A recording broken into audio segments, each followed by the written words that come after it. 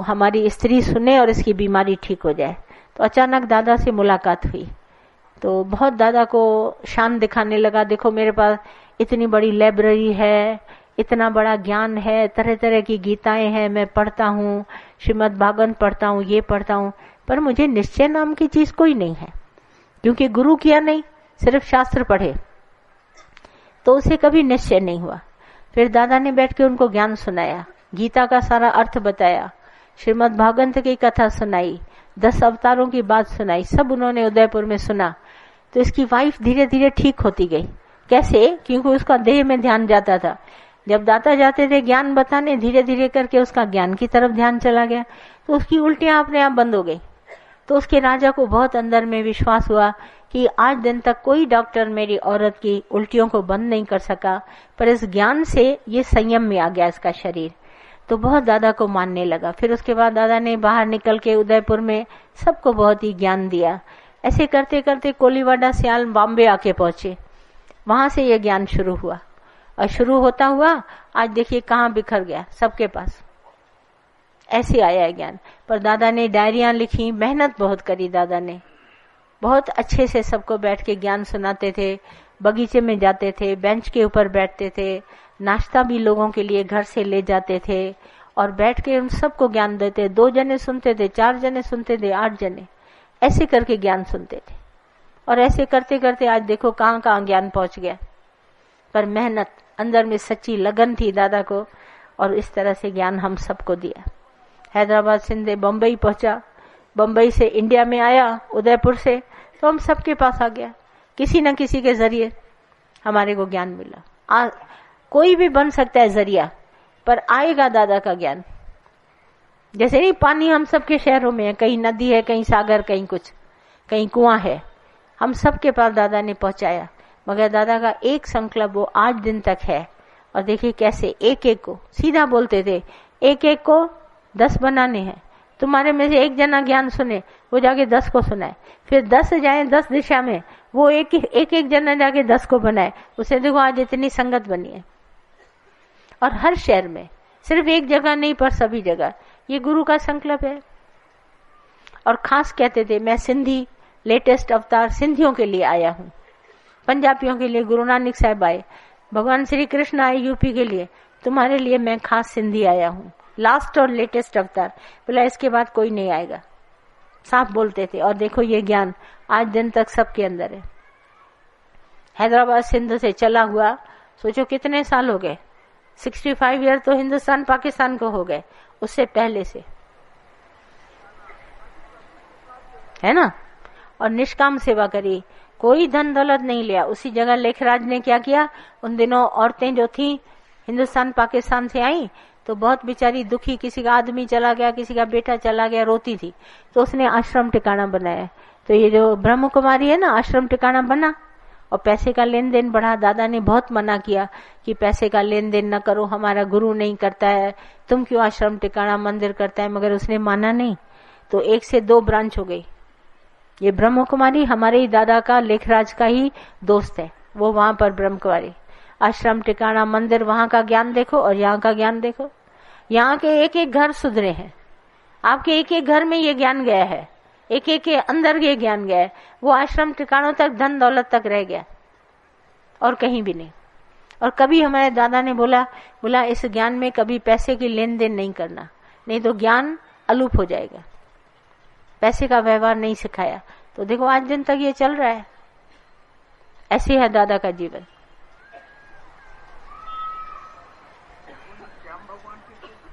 श्याम भगवान ऐसे हुए, दादा को एक बेटी थी गीता भगवान, 3 बेटियां थी, एक मोहिनी, एक गीता भगवान, एक दूसरी थी। तो 2 बेटियों का शादी दादा ने कराई। अब ये गीता भगवान के लिए बार बार सब लोग लड़का ढूंढते थे, पर गीता भगवान ने पहले ही ज्ञान सुन लिया था दादा से ही, तो उसके पास पूरा ब्रह्म ज्ञान था। तो उन दिनों हमारा दादा कहता था कि जिसके पास ब्रह्म ज्ञान है वो लड़की जिस घर में जाएगी उस घर को स्वर्ग बनाएगी। तो गीता को ऐसा परफेक्ट करके गीता भगवान को लड़का ढूंढने लगे। तो श्याम भगवान उन दिनों लाउस में नौकरी करते थे, बिजनेस होता है ना, वो करते थे। अचानक बॉम्बे आए, तो जैसे लड़का देखते हैं उन्होंने देखा और शादी हो गई। तो श्याम भगवान थे लखनऊ के, तो हमारे पास गीता भगवान को लेके आए, बहू के रूप में आए। गीता भगवान रहते थे, पर दादा ने गीता भगवान को बोला सदाई जाके घर में सत्संग करना। तो उसकी सास भी थी, नंद भी थी मीरा, और ये श्याम भगवान भी थे, और जो सुंदर श्याम भगवान का भाई है वो भी उसका देवर था। तो इन सब के बीच में दादा के कहने पर गीता भगवान ने सत्संग शुरू किया, और माता अड़ोस पड़ोस में रहते थे आमने सामने, वहां से उन्होंने लिया। फिर हम सब लड़कियां मीरा के साथ पढ़ते थे, तो मीरा हमारे को कॉलेज से ज्ञान सुना के बोली मेरी भाभी आई है बॉम्बे से, आप उधर चलो सत्संग सुनो। तो हम लोग भी सुनने लगे, सुनने तो बहुत अच्छा लगे। ऐसे करते हम सब बन गए, और दादा को फिर गीता भगवान लखनऊ लेके आए। यहाँ मैंने फुलवारी बनाई है छोटी सी, आप लखनऊ में आओ। तो दादा हमारे पास लखनऊ में आए, हम सबको ये ज्ञान दिया, तो पक्का हो गया। और दादा ने बोला एक एक को जाके निष्काम सेवा करो, ऐसे बन गया। तो हमारे श्याम भगवान हमारे लखनऊ के हैं, और गीता भगवान हमारी लखनऊ की बहू है, नहीं? तो वहां से फिर हम सबको ज्ञान मिला। मीरा भी वहीं की, नारायणी थी बॉम्बे में, और नारायण भगवान वहीं के, दादा ने वहां उनको ज्ञान सुनाया। जहां जहां जिसको मिला उन्होंने ज्ञान दे दिया। फिर कानपुर, बनारस, आगरा, ये जितने यूपी के शहर थे, जो लड़की सत्संग सुने वो जाके अपने घर में सत्संग खोले। उन दिनों तो घरों में ही होता था, 2-4 जने आपस में बैठ जाते थे और सत्संग हो जाता था। ऐसे करके हम सारा सत्संग बढ़ाए, आज दिन तक हो रहा है। नहीं, घर सब स्वर्ग हो गए। हमारे घरों में जब ये आ गया ना, तो सब घर वाले बड़े खुश। पहले तो बहुत हिलते थे कि लड़कियां जाके सत्संग करती हैं, ऐसा करती हैं। बाद में उन सबको पता चला ये ज्ञान कितना उत्तम है, और सब स्वर्ग बन गए। मेन हमारा ही एक सत्संग है जिसमें विषय और विकारों पर हम कंट्रोल करते, और कोई नहीं मिलेगा। सब सत्संगों में बिल्कुल छूट है, आप जो भी करो, कैसा भी करो, पर यहाँ विषय विकार कंट्रोल किए जाते हैं।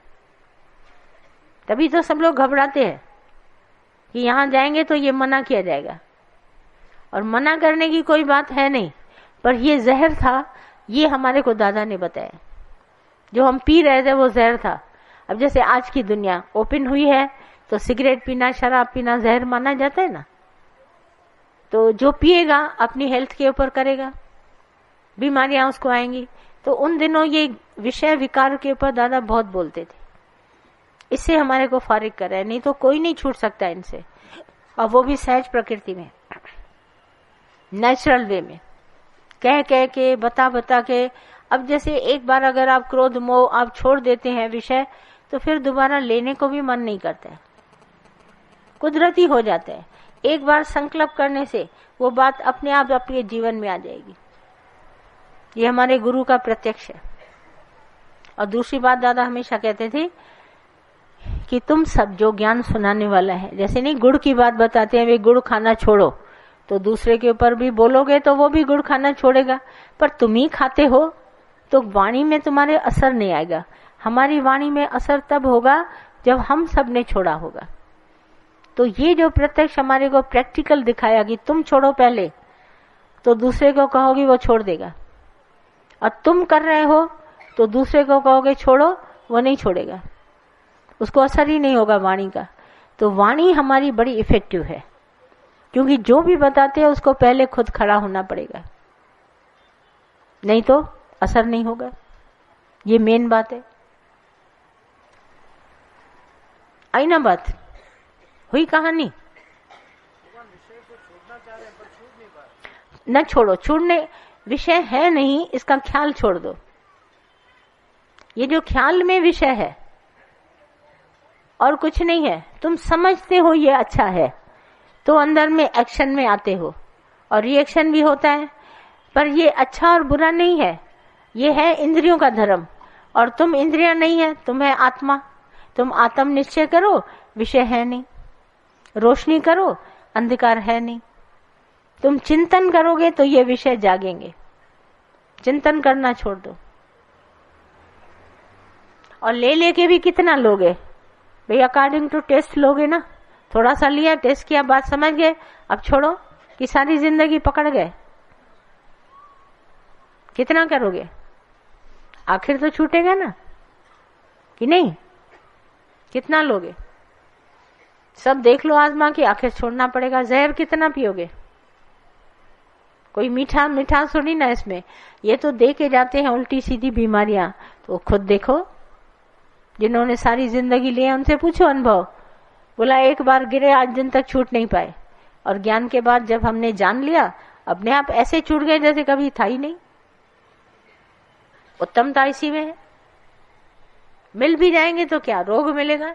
भोग तो रोग देंगे ना, और तो कुछ नहीं देंगे। योग तो नहीं देंगे, योग तो गुरु दिलाएगा। आती है बात ध्यान में? और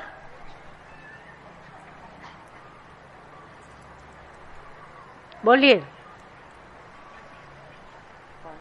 हाँ देखो, बिल्कुल खुलेआम जो पूछना चाहते हैं आराम से पूछिए, घबराइए नहीं। कहानियां सब बता दी जाएंगी आपको, इसमें कोई बड़ी बात नहीं है।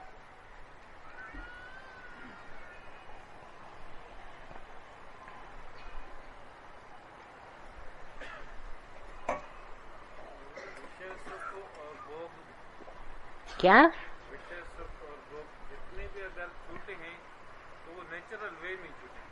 नेचुरल वे में खुद ब खुद जाएंगे। सही बात है। इसका असली स्वरूप से अष्टावक्र गीता नहीं आप सबको पढ़ के सुनाई, उसमें क्या बोला? इसको राजा जनक को कहता है इसको स्वरूप से जानो, इसकी बेसलाइन पहचानो। ये आत्मा के रस से आ रहे हैं, है आत्मा का रस नजर आ रहा है यहां से। जैसे ये बोतल में पानी है तो कहाँ का है? जरूर नदी और सागर का होगा ना, या धरती कुएं के हिसाब से। पानी कहाँ से आया? कोई तो सोर्स होगा ना। आ गया बोतल में, खुद तो नहीं पड़ा, किसी ने प्रोसेस करके बनाया ना। तो ये पानी कहाँ से आया? हमारे सब में ये विषय सुख कहाँ से आया है? आत्मा से। और कोई इसका जरिया नहीं है। आत्म सुख है, पर दिखाई दे रहा है, इंद्रियों के थ्रू आ रहा है ना, तो समझ में आ रहा है विषय सुख है ये आत्म सुख। नजर ऐसा आ रहा है जैसे विषय सुख है। पानी बोतल में नजर आ रहा है, पर आया तो नदी से है ना, ये कहीं और से। कहां से आया है?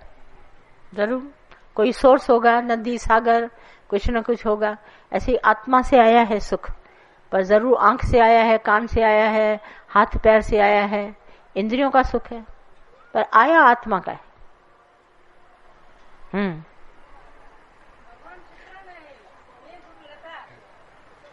हाँ, शुक्राना, बहुत अच्छा। कुछ और नहीं तो भजन शुरू करें।